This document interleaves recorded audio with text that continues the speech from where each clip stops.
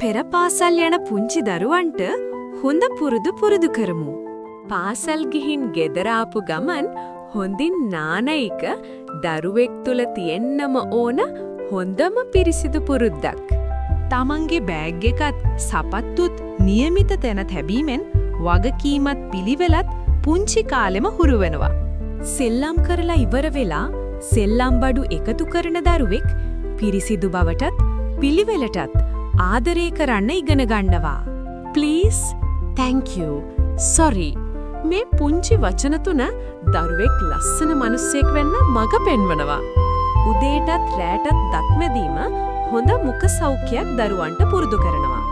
සංසුන්ව හරි හැටි වාඩි වෙලා කෑම කන දරුවෙක් ආහාරයට ගරු කරන්න පුංචි කාලෙම ඉගෙන ගන්නවා.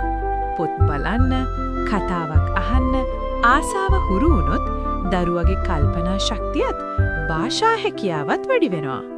નિયમિત වේලාවට නිදා ගන්නත්, નિયમિત වේලාවට නැගිටින්නත් හුරු වීම දරුවගේ ශාරීරික මානසික වර්ධනයට ඉතා වැදගත්. වැසිකිලි ගියාට පස්සේ අත්සෝදන පුරුද්ද පිරිසිදු බවටත් ස්වයං පාලනයටත් හුරු කරනවා. අනිත් දරුවන් එක්ක බෙදාගෙන සෙල්ලම් කරන දරුවෙක් මිතුරන්ට ආදරය කරන්නත් එකමුතු වෙන්නත් ඉගෙන ගන්නවා.